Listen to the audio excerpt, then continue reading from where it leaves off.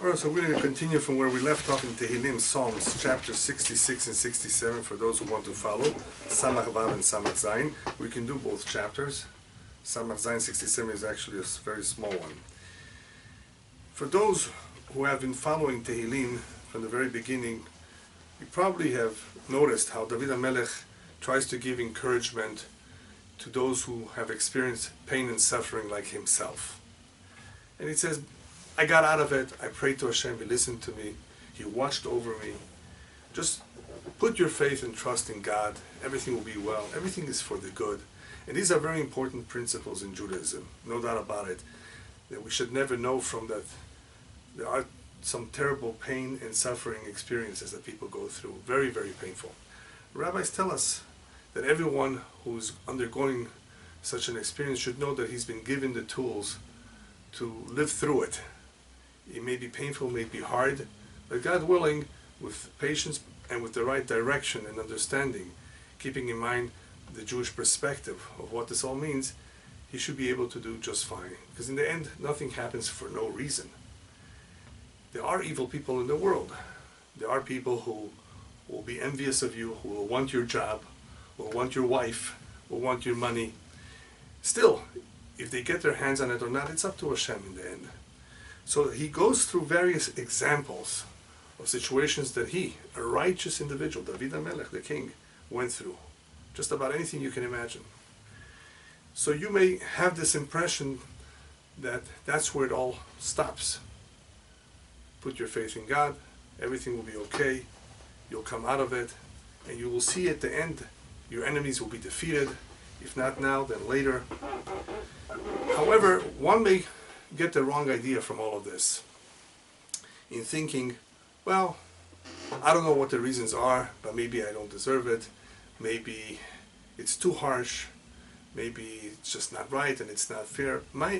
One may think that despite all the words of encouragement, it's still unbearable, it's still hard, and why should it be like that? These words may not comfort everyone. And that's why a good deal of Tehilim in the next chapters changes gears. He switches in another direction, which he's talked a little bit about before, and that is Mashiach is coming. You know, very, very soon Mashiach will come. And it's not just you or him or her, it's the entire Jewish nation who has been going through an incredible long diaspora, very, very painful exile, all over the world. Just look at history, how many times they were kicked out of many, many countries in Europe, persecutions, pogroms, anti-Semitism, and it doesn't end. In every generation, as we say in the Haggadah of Pesach, Omdim alenu lechalotenu, they stand up against us to destroy us. V'kadosh Baruch Hu matzilenu yadam. And Hashem saves us from them. So we reinforce that faith in ourselves and in our children. We remind them that we're still in exile, that the ultimate goal is to come back to Israel to rebuild the temple. We try to focus on the Ikar. Life is short, and even though it may not be comfortable here, these are temporary quarters. We're not here forever. Even if you stay in America for all your life, it's still not forever, because life is short. 70, 80 years, and it's over. So stay focused on the tachlit, on the ultimate goal of life. That is to serve Hashem. And it will not be complete until Mashiach comes, when the entire world, even the oppressors, know the truth. So long as the truth is concealed, which it is right now, so much darkness in the world, it will be painful for more than one reason. So stay focused. And part of staying focused is realizing that very soon Mashiach will come. So a good deal of what he's about to say is for those days. What will happen when Mashiach comes? How will things be different than they are right now? The Segula, the special powers of chapter 66, for those who are interested to know what each chapter is good for, even though the entire book is good and powerful. Chapter 66 is a very interesting chapter that is powerful for anyone who's been possessed by an evil spirit. It doesn't mean that this in itself will do the job. You may need more help, but it is helpful. It is helpful to drive away an evil spirit. What kind of an evil spirit? It's not specified, but there's all kinds of evil spirits around, and sometimes they bother us in more than one way. So even if it's not possession, that a child or an adult has been possessed, it still could be an issue sometimes when perhaps a house is being haunted by an evil spirit or something else in a dream. So I think this is all for that kind of an experience. Chapter 66. All right. So he begins Namnatseach Shir Mizmor.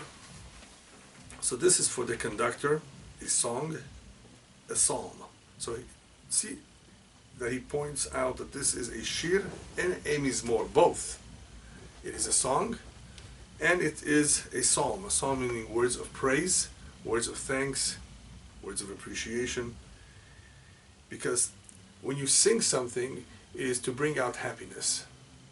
When you praise, it's because you recognize, you thank Hashem for something specific. So this contains both. It's therefore a very powerful chapter, and so is the next one. And it's powerful because it's not only for the Jewish people, it's Hariu Elohim Kol Haaretz. In other words, he's talking about the voices of all the nations of the world. Raise your voices in jubilation. Hariu is to raise your voice, not in prayer necessarily, but in jubilation, in being happy. To who? To God. Kol Haaretz. Why? Because this will be during a time of kibbutz galuyot, when there will be an ingathering of the Jewish people to the land of Israel. So everyone will be able to clearly see that the prophecies that were said over 3,000 years ago are coming true. And we are living that day, at this time, even though it's still the beginning, but very, very soon we will see the end of it. We're seeing the prophecies come true. Had you been living in Bushehr 100 years ago, and you would have been reading this, yeah, you would have said that, inshallah, my children, my grandchildren will see this maybe. Now, who would think? But look at the world today. Look at what is happening in Israel. Everybody who's not asleep can tell that we're headed in that direction.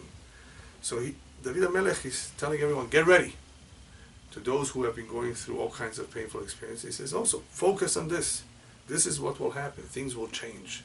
Don't think that the status quo will remain the way it is right now. The world will change. And if you want a small sampling of a change in the world, look at technology, even though that's not the change we're talking about. But every year, not every 10, 20 years anymore, it's every year things are changing. Would you have dreamt 10 years ago of a car without a driver? That's what they're talking about now. And it's not just talk, they're actually implementing it. So in a couple of years, this may be quite normal. What are the insurance companies going to do? Less accidents. But there's a lot going on that we're not even aware of. And this is, according to our tradition, also in preparation for Yemot HaMashiach, for the days of Mashiach. And you may ask why? Because this is all knowledge. And the gates of wisdom have opened up since the Industrial Revolution, in the early part of the 19th century. Medicine, and technology, and science, and so forth. But this is not the ultimate chokhmah, wisdom, or knowledge that we're talking about. It will be, as we point out later, that they will come to their realization that there's a God in the world. They will want to know Him. They'll drop everything. They're not going to search for life in Mars anymore. When Mashiach comes, there's going to be so much to know about God and godliness that they're going to focus on the real important things in life. And that's something to look forward to. Zameru chevod shemo, simu kavod tehilato. So sing the glory. Kavod shemo, the glory of His name. Simu kavod tehilato. And make glorious His tehilah, His praise. In other words, in describing the ma'asim, the deeds of Hashem, the miracles that we witness, we will see the kavod, we will see the glory, and we will praise it. So get ready to that point when the world all unites to serve Hashem. And one way that they will unite is that they will all speak one language. You know how many languages there are today in the world? Over 5,000, 6,000 if you include the dialects. Incredible. Even though some are just minor, small languages spoken by a few hundred people.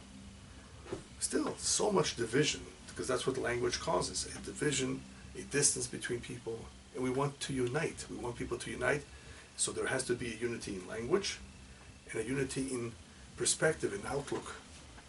Not so many religions. So who is he talking to? In the plural, to all the nations of the world. And that's the prophecy of Tzefania Navi. I will make it that they will all speak one language, and it won't be English, by the way, right? And they will all be able to worship me as one.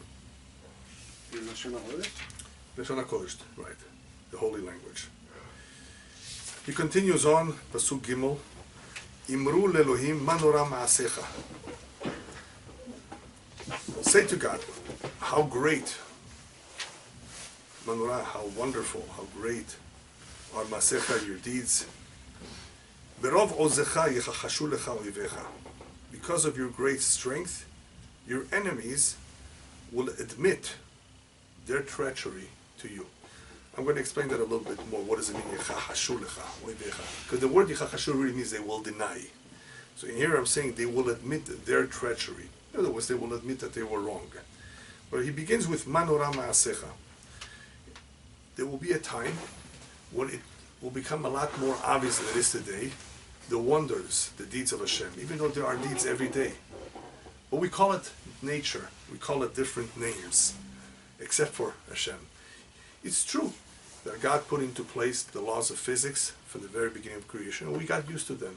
And we say it's physics, it's nature. In the end, it will be so transparent that we will not say physics, we will not say nature, we will say this is God, or godliness. So, manora ma'asecha, how great are your deeds? What deeds are we talking about specifically? When the Mashiach comes, because at that point, the emet will be revealed. When the truth is revealed, so we will see incredible things that we took for granted, or that we were thought that was something minor. But everything will be clear, especially during the coming of the Mashiach, when there will be a lot more miracles in the open than they are right now.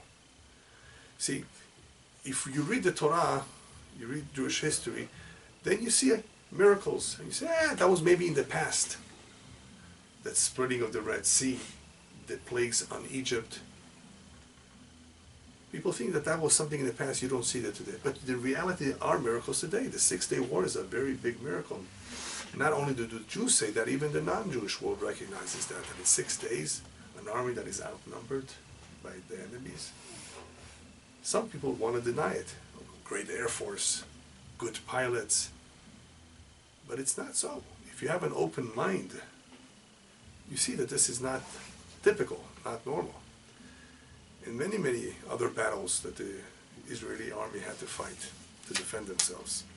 So as Mashiach comes closer to us, we will see those miracles a lot more in the open. But he's also referring to, in the end portion of the Pasuk, Berov ozecha, because of your strength, we are able now to understand what you did and how you did it in the past, during the Galut, during the long exile. Because, as you will see in the next verse, the way Hashem managed some of the miracles is in incredible ways, through the back door, as we would say in English, in ways we would never imagine. So he prepares us right now by telling us that the world will admire. And that's what he says, take a look. There will come a time when you will see it with greater clarity. That you will see the strength of Hashem, and at that point, Yechachashu lecha oivecha, they will admit, your enemies will admit their wrong, their mistakes that they made.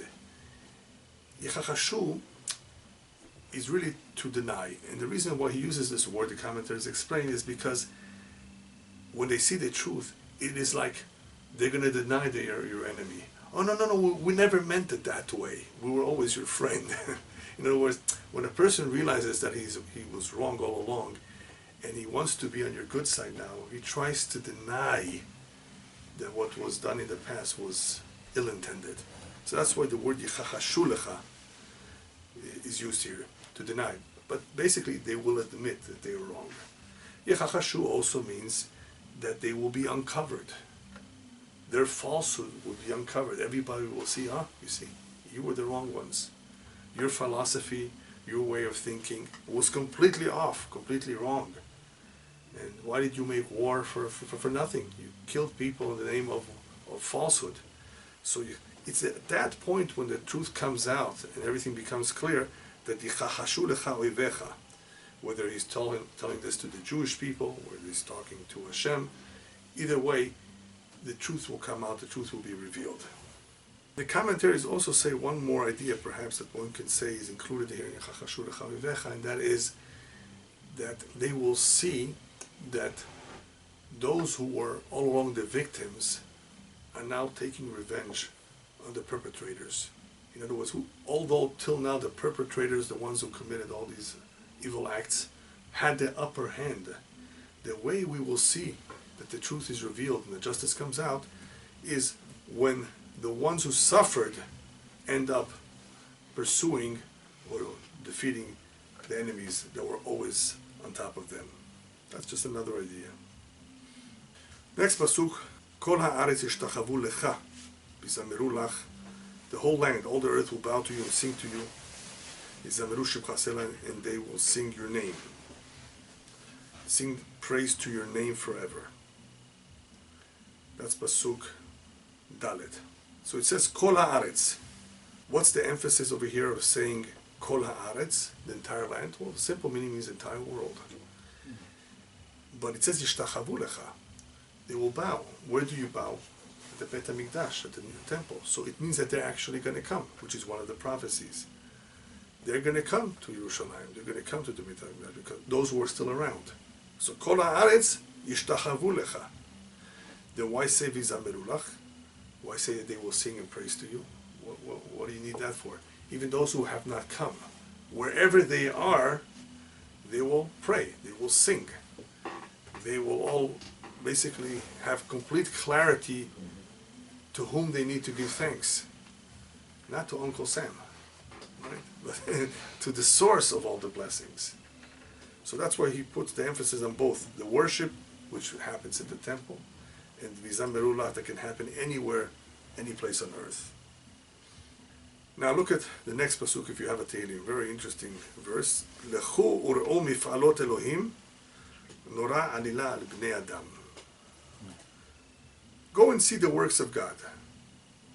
Now, the works can be really expressed in various ways. There's all kinds of words in Hebrew to describe deeds, actions. But here we're talking about works, mif'alot, accomplishments. It's not a one-time thing. It is a whole sequence of events that leads to something. And this helps us understand the word alila. So go and see, or observe, if you can, mif'alot Elokim, the works of Hashem.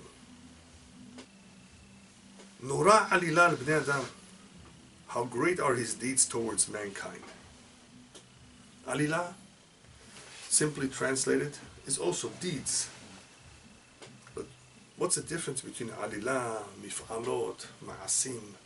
Alila in itself is used a lot in the Hebrew language for conspiracy, for plots. Yeah. It's also used a little bit differently in the context of the plagues coming down on Egypt. As it says next week's parasha, Hashem says of himself, Ki ta'alalti, that I have done what I did to make fun of Paro. You know, there was all kinds of plagues. I played around with him. I sent frogs, sent lice. What kind of a punishment is that? So there's a little bit of an alila there as well, a different kind of alila. It is an act, but it is with the intent of not only punishing, measure for measure, as the rabbis tell us, but also to make fun, to put him down, to put down his gods and those beliefs that he had. So therefore, I did what I did to basically wipe away any impression that he may have had that there's many gods. There's only one, and he controls everything. So he did all kinds of things to basically make fun or to deride the impression that Paro may have had before of who is the boss. It's not you, Paro, it's Hashem. So that's another type of alila. But here, he's not talking about that per se, he's talking about a different kind of alila. And that is, as I was saying before, there's a sequence of events that leads to a finale, as we say. You know, like in movies, sometimes they have all kinds of things that happen in various sequels that eventually lead to something. You can't figure out sometimes in the beginning what's going to happen. Unless you read the script, you don't know what the movie's going to be. I mean, if it's in Hollywood, the good guys always win. Yeah? Yeah. Well, in reality, it's also true that the good guys will win. But it doesn't appear that way. Unless you read the script. Most people don't read the script. And what's interesting is that in this sequence of events, you will see how great Norah is the alila of what Hashem does and how he performs these events. It happens in an alila. In order to understand alila, you have two good examples. One is, the rabbis tell us, look how Hashem made the king upset at his servants in order to save a tzaddik. Which king did Hashem make upset at his servants to save a tzaddik, a righteous man? Paro became upset at the butler, Sarah Mashkim, and the Sarofim, the baker, in order to bring about the salvation of Yosef, the tzaddik. Right? Now, look at it the other way. And Hashem makes the servants upset at the king to save the tzaddik. The story of Purim. Biktan Vateresh. They were upset at the king. They wanted to assassinate the king. They were upset at the king. Hashem got them upset at the king in order to bring about the salvation of Mordechai and the entire Jewish nation. That's alila. Look how it happens. It can happen this way. It can happen this way. It can happen in so many indirect ways. That's alila. So people don't know. They will know. Wow, now I can understand why it had to happen this way. Why was Margaret Thatcher chosen as the Prime Minister of Great Britain? I mean, if you follow politics in that country, you may say because of this, because of that. No, but something like that has a reason too. People were amazed, you know. She won. She's a woman. So what? I mean, she was an intelligent individual. And you may want to argue about whether she was right or wrong. That's a different story. But why was she chosen? I'm just using her as an example. You can use anybody you want. That needed to happen for some other reason that maybe 10 years down the road, as a result of her being in power, something came to be. President Trump. You can use him too. Yeah. Who knows all the reasons of why he became. Nobody could have predicted this. They didn't even predict it close to the election. Forget years before. All this is alilot. And when Mashiach comes, when we have gained greater clarity, we will see how Norah, how great are the alilot of Hashem al bnei Adam, over human beings. So there are works of Hashem, the deeds of Hashem, the alilot of Hashem, in incredible ways of how Hashem accomplishes what needs to be accomplished. Pasuk Vav. Hafach yam leyabasha banahar yavru beragel sham nismecha bo. Now he retells a little bit of the history. You want to know some of the miracles that happened in the past, in case you forgot. Remember that ocean that became dry temporarily so the Jewish people can cross? How about the river, the Jordan River, when they crossed over from Jordan into Israel with Yeshua?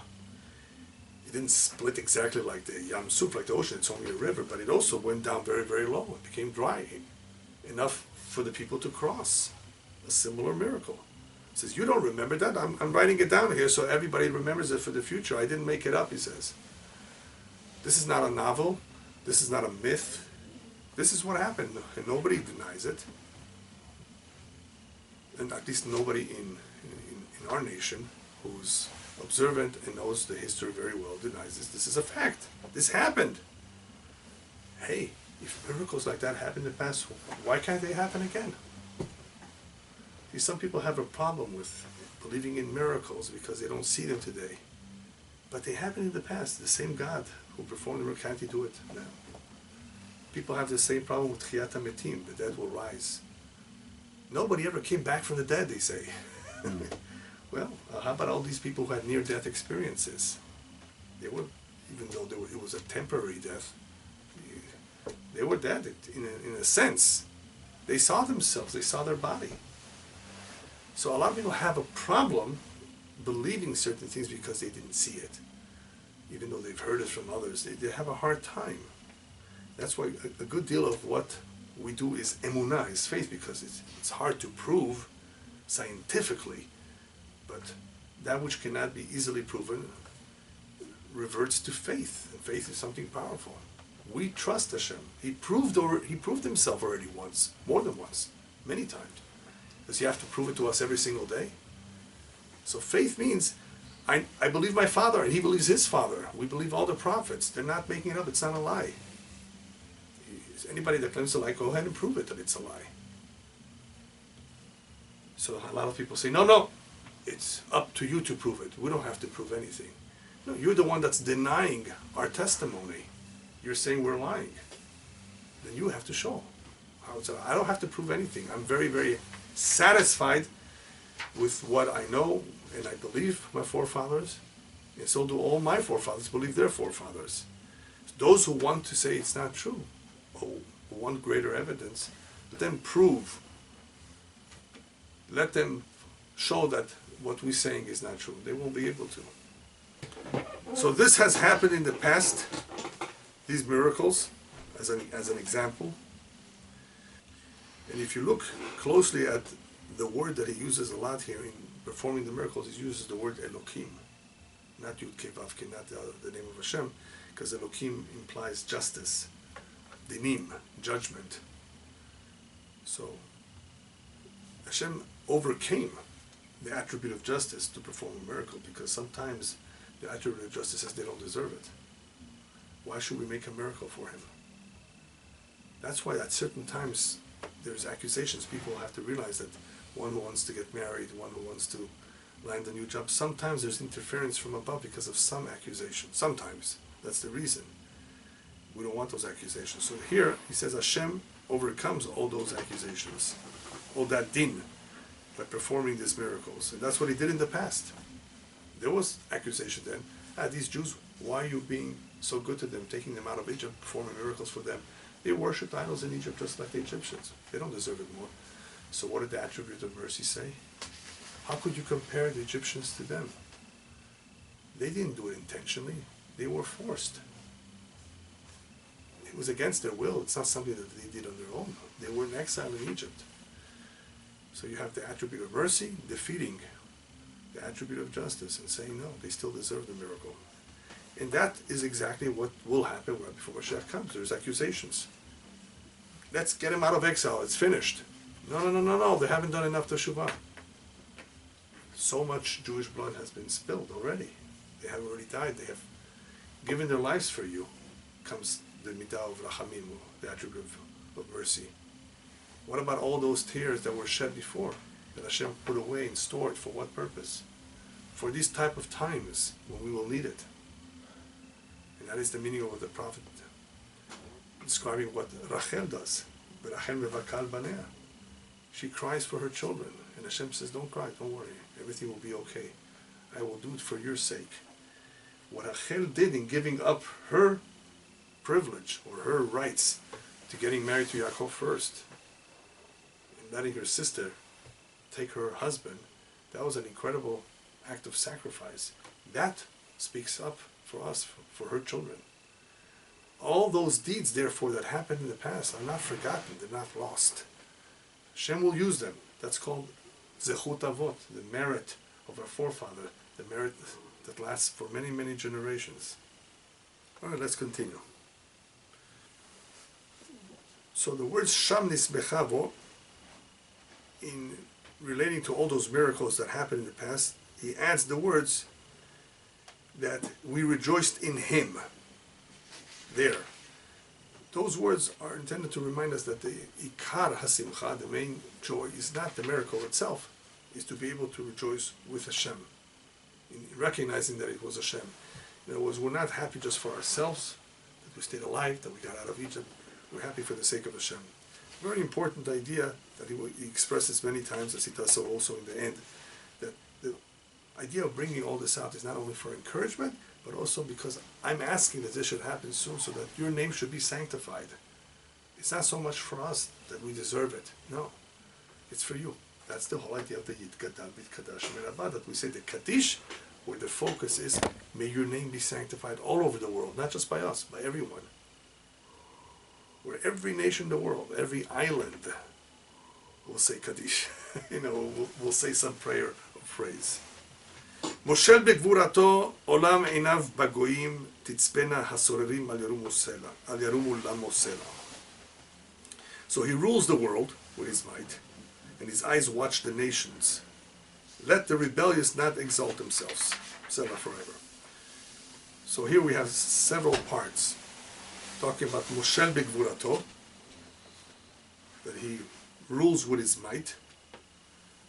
Moshel Begvurato is an example where something that appears to us as impossible happens. One example that the commentators point to is the Kibbutz Galuyot. All of a sudden, not at once perhaps, in stages, the Jewish people are going back home. How did that happen? They're all over. Even in Africa, New Zealand, anywhere you go, you'll find Chabad. You'll find Jews. Some larger, some smaller communities. You see the Gvura, that strength, that power, that he who controls the world can bring this about. That's just one example of where you see the Gevura. Einav bagoyim titzpena, but his eyes watch all the nations. What does that mean? That he watches all the nations? So look at the next pasuk, the next words of the pasuk, and you'll have an understanding of what he's talking about. Hasorerim. The rebellious should not exalt themselves. Even though it appears to us that there's no captain to the ship, like some would want to claim. It's a very stormy sea out there. Yeah, in the world. There is a captain. His eyes, einav, bagoyim titzbena, he looks at them, and he writes it down. He knows exactly who did what. Part of the idea of reincarnation is to bring about a correction to something that was done wrong in the previous lifetime. And this could be 1,000 years ago too. So einav bagoyim titzbena, don't think he does not know, he's not aware, he looks at all times. And asorerim alirum ulam osela, he makes sure that the rebellious ones should not exalt themselves forever. They might think that they can get away with it. No. Take a look at any empire you want. They're all gone. They vanished. The Roman Empire is the only one that's still around, even though it's broken into pieces. There's not one country, Roman Empire. You have the United States, you have Western Europe, you have various parts of that empire. And that one is coming down too. Only the empire of Hashem will exist when Mashiach comes. So he doesn't let the Sorerim, the rebellious, exalt themselves for too long. Next. Baruchu amim Elohenu ve'ashmiu kol tehilato. So he's saying that bless our God, nations, let the voice of his praise be heard. Now he's turning to the Goyim, to the non-Jewish world, and telling them that they should praise. Not only should we praise, because we know this for a fact, you praise. Why should they praise? There's a beautiful mashal, a beautiful parable that explains this. As he will explain later on, there's different kinds of nations. Some that harmed us, some that didn't benefit but didn't harm, and some that actually helped. The righteous of the nations. Imagine a drunk who's going to beat up someone, kill someone. He's drunk. The only way to stop him is by killing him. But Baruch Hashem, thank God, that wasn't necessary. Somebody got just in time behind the drunk person, tackled him, brought him down to the ground, took away his weapon, and basically remove the danger. When the drunk individual gets up and recovers from his drunkenness and realizes what has happened, he thanks the guy who beat him up. He says, thank you very much for not letting me kill that guy. I would have been in worse trouble. The nations will turn to God and praise Hashem, thank Hashem, that you did not always allow us to carry out our evil plots and plans that we had of killing and more murder. Because that's what happened. Many times they didn't succeed. Hashem, thank you. Had the every single time they succeeded, they would have been worse off. They were like drunk. And Hashem stopped them. And because of that, they may have some merit. They may stick around still. You know, people don't understand. Tchiyat Metim is for everybody. Everybody gets up. Not everybody stays around for the world to come. But everybody gets up either for judgment or to continue living in the afterlife. Or I should say in the world to come, in the Olam Haba. So he says, therefore, you have what to thank. You have what to praise Hashem for that. Hasam nafshenu b'chaim v'lo natan lamot raglenu, pasuk tet. He has kept us alive and did not allow our feet to falter. Very important pasuk as well. Because when you look at the galut and you look at our survival, there's two parts to it. There's a physical survival and there's a spiritual survival. So he says, you know what has happened to the Jewish people? It's a puzzle. It's an enigma. Hashem was protecting us.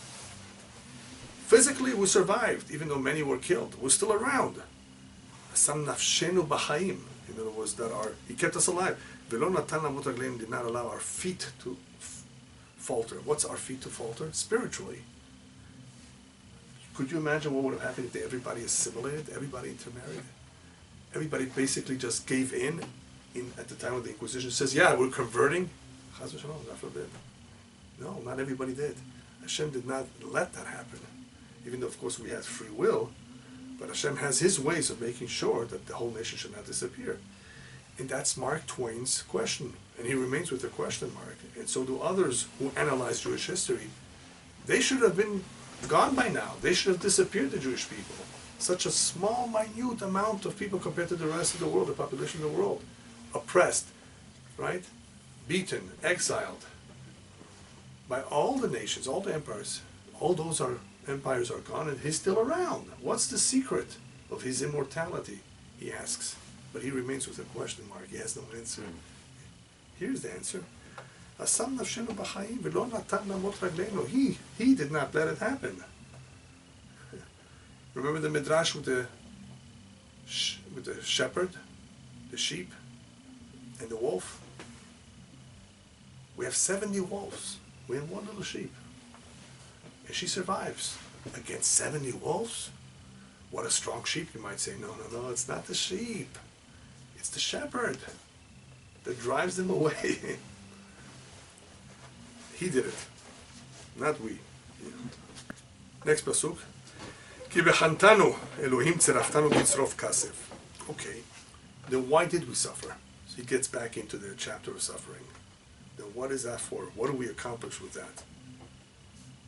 If the ultimate goal is Hashem, you're going to protect us, you're going to save us, then okay, but why do we need to go through all that pain?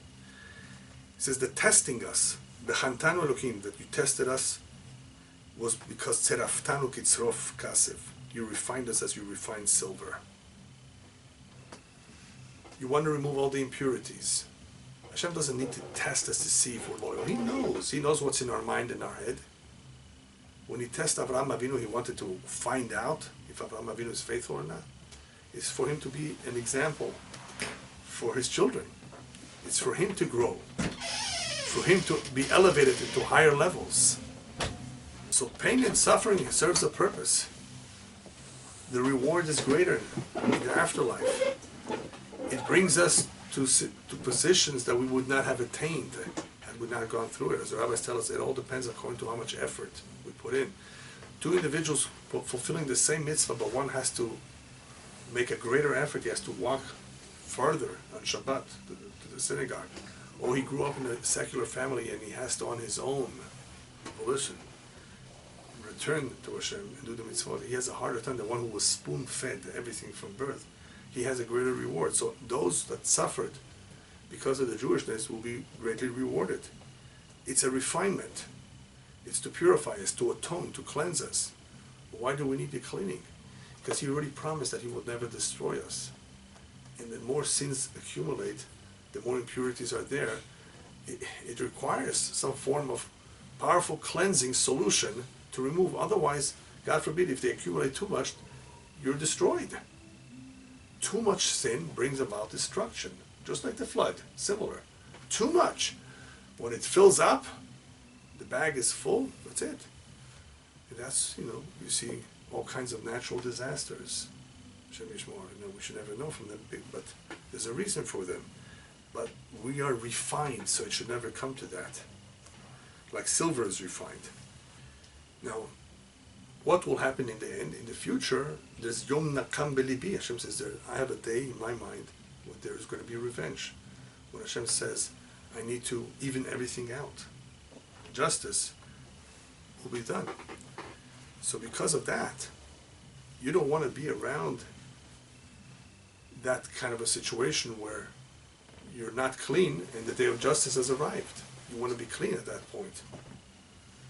So because of that point because of that day that is fast approaching, I have been cleansing you all along in the Galut, in the diaspora.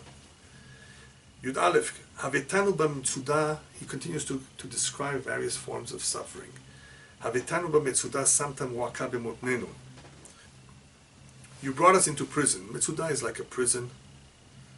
Samta mu'aka b'motnenu, and you placed a chain upon our loins. Mu'aka, some translate as a chain. Some prisoners are chained, not just with handcuffs, but real chains on their loins, on their body. Not so much to just limit them in their movement, but also to make them suffer. You know how many people were tortured? This is torture.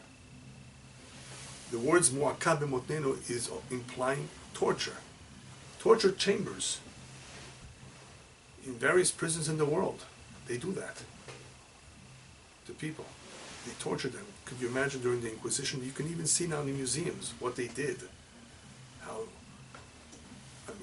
they stretched people out, how they made them suffer to get them to admit something which was not true, to get them to convert.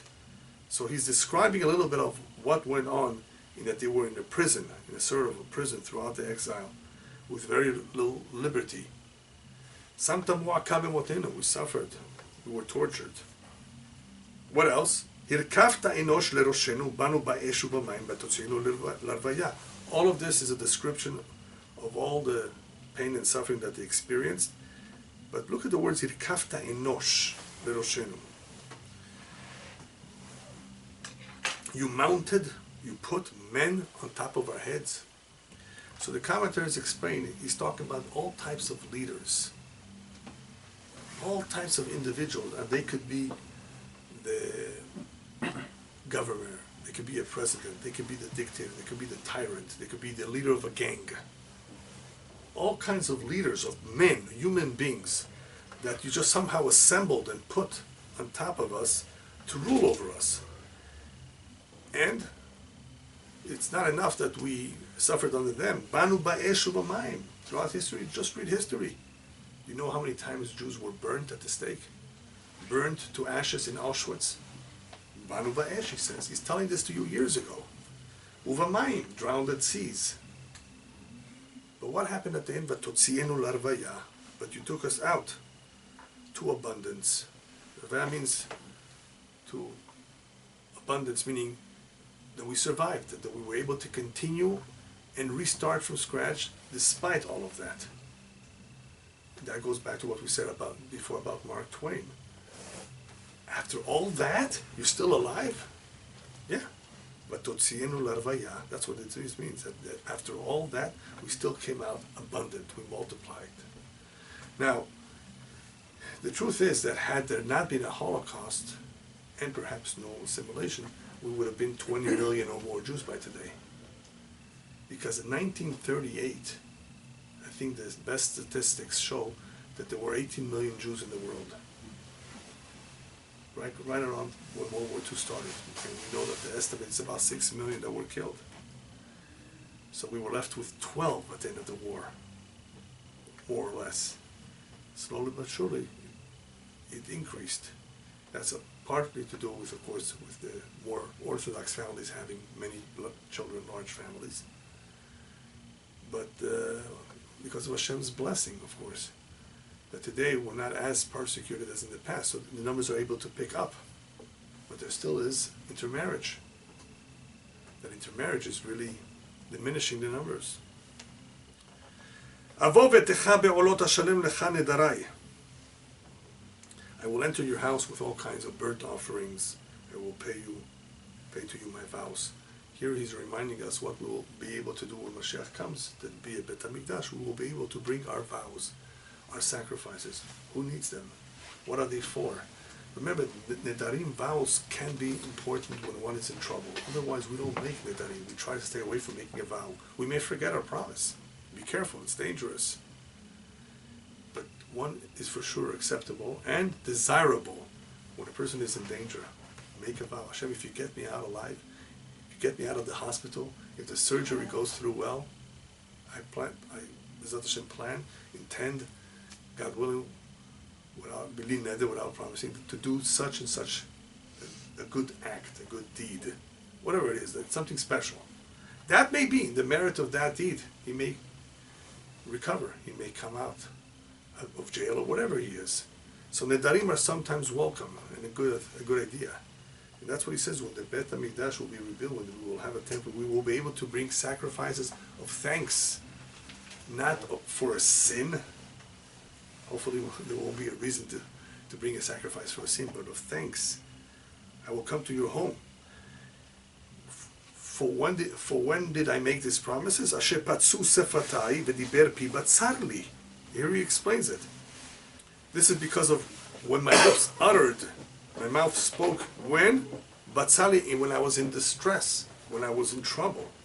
And he continues with the description of Olot mechim alelach im ketoret elim e'eseh bakar im atudim selah.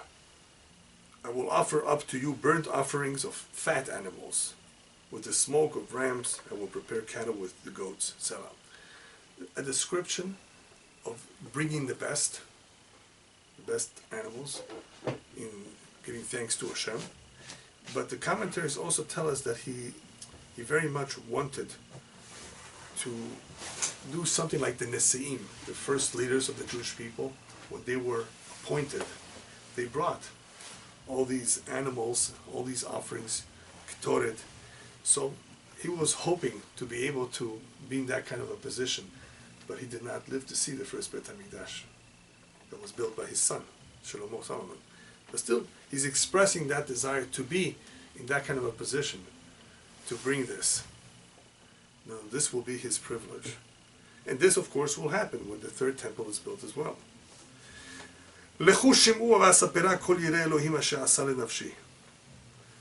Now he turns to those people who are still alive at his time, and to us as well. Come listen, all of you who fear God. I will relate what he has done for my soul. Going back to his own personal experience, people either that were aware, people that knew him, or those of us who read the book, who learn from the Tehilim. He wants us to understand what he went through. But why does he say Yirei Hashem? Only those who are God-fearing. Because they can appreciate it. People who are not God-fearing, they're missing the most important detail of being able to grasp, a detail that is necessary to be able to grasp all that he's saying over here. Without the fear of God, people will make fun of this. People will say, it's a nice song, it's a nice poetry. He says, hopefully those who are listening to me are Yirei Elyahu Kin, because I have something to tell them, what Hashem has done for me. All right, what is he going to tell us now more than he have told us before? Remember, it appears sometimes redundant, but it's not redundant. He wants to emphasize something. So what he's going to emphasize is, I want you to remember that from everything that I went through, one of the most valuable lessons that I learned that I want to teach you is the power of prayer. So he says like this, what did Hashem do for me? Elav pi karati veroman tachat leshoni. I called out to him with my mouth, with exaltation beneath my tongue. In other words, I talked to him, I prayed to him, I pleaded with him. Aven imra'iti belibi lo yishma Adonai. Very interesting idea here. He says, Aven imra'iti belibi. Had I seen any aven in me, any iniquity, any sin in my heart that I thought about, if I only pondered about it and thought about it and felt bad about it, lo yishma Hashem, Hashem would not listen either to my prayer, or it means that he would not listen to the accusation because I'm already repenting. So this could have a double meaning. The moment I thought about any iniquity that I may have done, Hashem already was aware of it. And if it's true that there was an iniquity according to that interpretation, then he wouldn't have listened to my prayers. So prayer can make a difference or not if the person is clean. But the second interpretation is also very special, and that is, if I only had already thought of teshuvah, of repentance, thought about what I did wrong, lo yishma, Hashem will not listen to the accusation to punish me. And that is what the rabbis tell us. A person who did something wrong, and you express remorse right away, it makes a big difference. Then the accusation has no power to go after one. And therefore he continues on, Achen shama Elohim ikshiv bekol tefilati.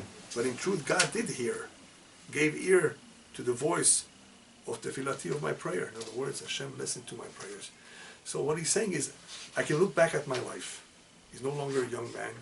He went through a lot. He saw the experiences that he went through. And he says that tefillah really helped me.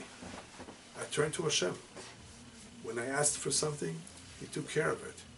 He never, did not deliver. Not everyone can say this because we don't live long enough to see what happens. David HaMelech is reassuring us that tefillah does it. We have a tradition in the Midrash that tefillah does half the job. We never underestimate the power of prayer, just prayer alone. Even though you have to make an effort, you may have to speak to someone, you may have to go somewhere, you may have to do something, you may have to get a degree, you may have to, I don't know what, try your best at something. Tefillah is what did it for him, because that's what saved him. Hashem listened to his prayer. And the last verse of this chapter is Baruch Elohim, asher lo hesir tefilati v'chasdo me'iti. So blessed is God who has not turned away from my prayer or his kindness from me. This is obviously intended to reassure us that Hashem is kind and one should never give up hope. He never turned away from my prayer. If this is true for an individual, the more so lerabim, for the many. If a whole synagogue, a whole community prays, imagine all the children in the city pray. Children who are clean, who have no sins, it's even a bigger, more powerful prayer. Rabbis learn about this pasuk that fortunate is a person who goes through an experience of pain and suffering, but that pain and suffering does not disturb him from his prayer and his Torah learning. Because that kind of suffering is Yisurin Shel Ahava, is suffering of love. Sometimes there is no specific sin that one may have done. Hashem wants to increase the reward of people, or that he's a big tzaddik, a righteous man who atones for the entire generation. And apparently, according to some opinions, if one is not disturbed so much by the suffering that it takes away from his Torah and his prayer and his concentration, then that kind of a suffering is not for some sin. It's not necessarily so. I mean, every kind of suffering is for our good, and Hashem is kind to us. It's because he loves us, every kind of suffering. But there's some that are more serious than others. If a person's prayer and Torah are interfered with, and he cannot focus, it's not too good. So David HaMelech is saying, according to what the commentaries explain of this additional idea, that he's thanking Hashem for not having removed him from the prayer, that he was able to continuously focus and thinking of Hashem, praying to Hashem, learning his Torah, despite that he was being, run after. Despite that he was in pain, he continued to pray to Hashem.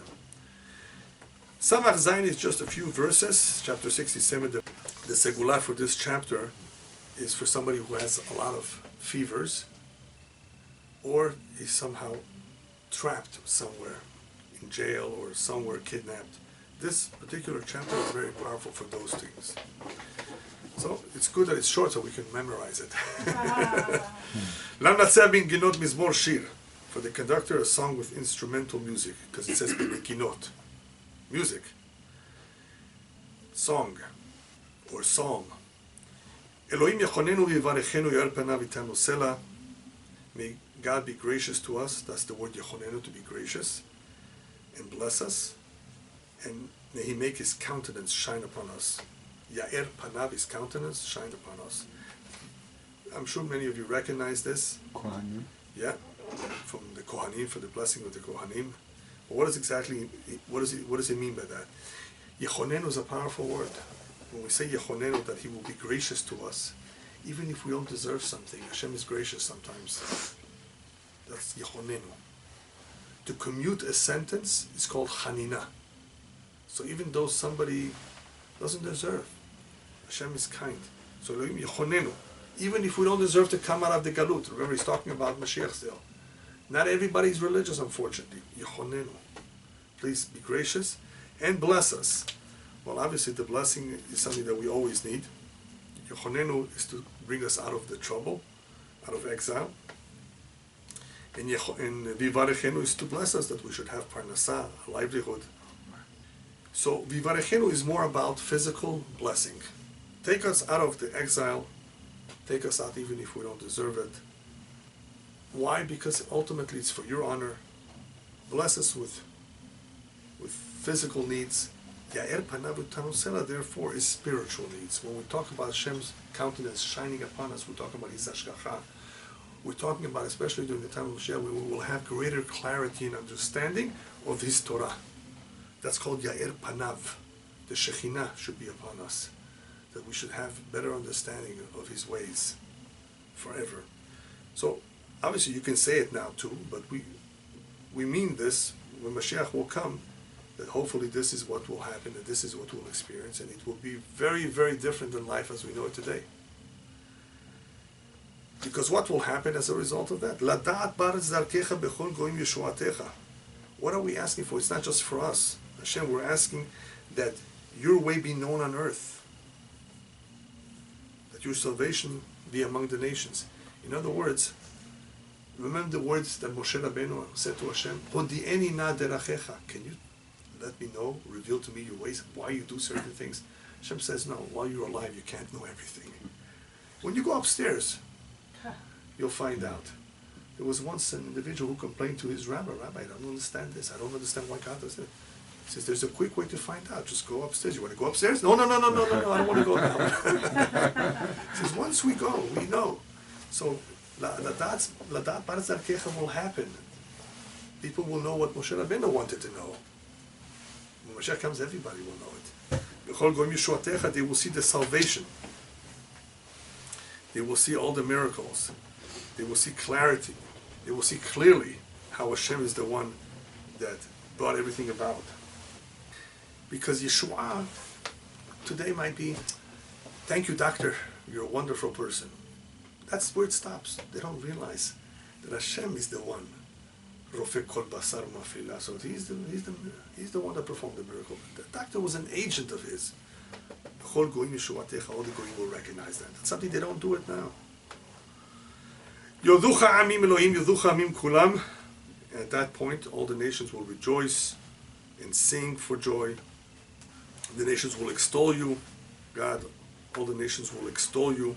I'm going to read the two of them, or the three of them together, because they all follow. They will extol you or thank you. Yismechu v'ranenu le'omim ki tishpot amim yishor u'lomim ba'aretz amim sela. They will rejoice and sing for joy. You will judge the people justly and guide the nations on earth forever. Tanchai means to guide. And again he repeats, Yoduch hamim Elohim, Yoduch hamim kulam. The people will extol you, God. All the peoples will extol you. So here we're talking about extolling, elevating, thanking Hashem, praising Hashem. Because of what? Because of the middle verse.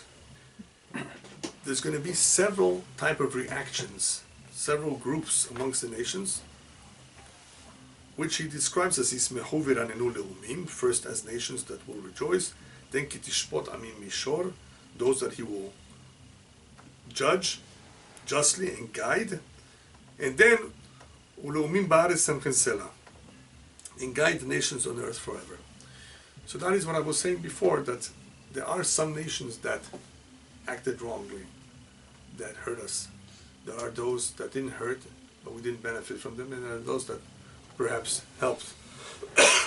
So he's describing how each one will have a different kind of treatment by Hashem, depending on, of course, what they did.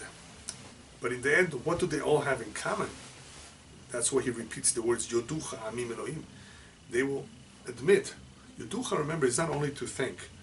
When you say Hodaya, you're saying Hodaya, I thank, and I also admit. So even though it's being translated by some as to extol Hashem, to elevate Hashem, it's the same idea. That even those who are not necessarily going to have a share to the world to come, they will admit. They will thank Hashem, and they will recognize what Hashem has done. When He judges the world, mishor, with justly. Remember, Hashem is fair. Everything is just that we don't recognize it, we don't see it. Then they will see it. Yes, it's coming to us. That is why everybody gets up for the day of judgment. Everybody needs to recognize that this is a fair world. Those that worked on Friday, the rabbis tell us, will have what to eat on Shabbat. Right? If you prepared your chamin, right, you will have it for Shabbat. You made gondi, you'll enjoy it. You didn't make it, you don't have it. Nothing is for free. So all of this will be realized. All of this will be known at that point. That is why he's repeating this several times in referring to various groups of people, some of which helped, some of which did not help. Everyone will recognize what is coming to them. And they will agree. They will go along with it. But there's something else. The people who will not gain so much will have other reasons to be happy too. After all, it says Yismechu, they will rejoice. Why rejoice? Because there will be finally peace. Once there is a judge that judges the world justly, there will be peace. There won't be any division, there won't be any war. So that will be reason for everybody to be happy.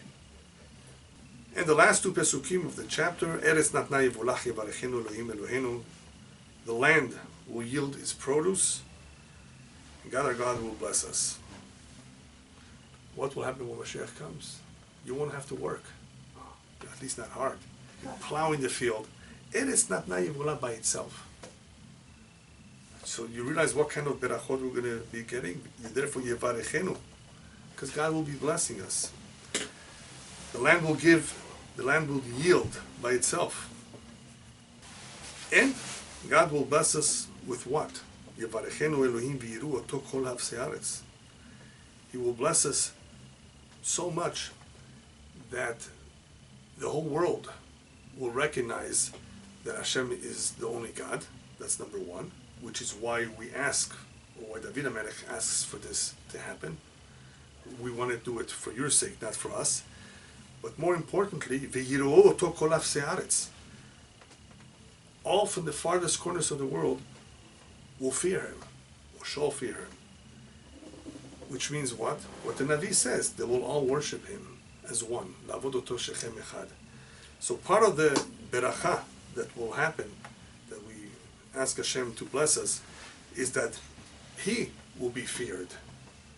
In other words, it's not something that we are going to be doing, that we have been doing all along. It's something that the entire world will be doing. So in the end, David HaMelech reminds us a very important idea. Whenever you pray, whenever you ask something of Hashem, have him in mind. It's a segula that your prayer should be accepted. Why do I want to get married? Because Hashem, I want to do it for you. You asked me to procreate. You asked me to build a home for you. I want to do it for your sake. So this is true for everything. Anything that we ask for, when we pray, if we want that prayer to be more effective and to be accepted, ask that it be done for his sake. We may not deserve it. We don't know. Who are we to ask of him? So therefore, Yevarechenu Elokim, bless us. For what reason? V'yiru oto kol avsiyas, because this is what we want. That should happen very soon. That the entire world should recognize that Hashem Echad U'Shmo Echad, that Hashem is one. Amen.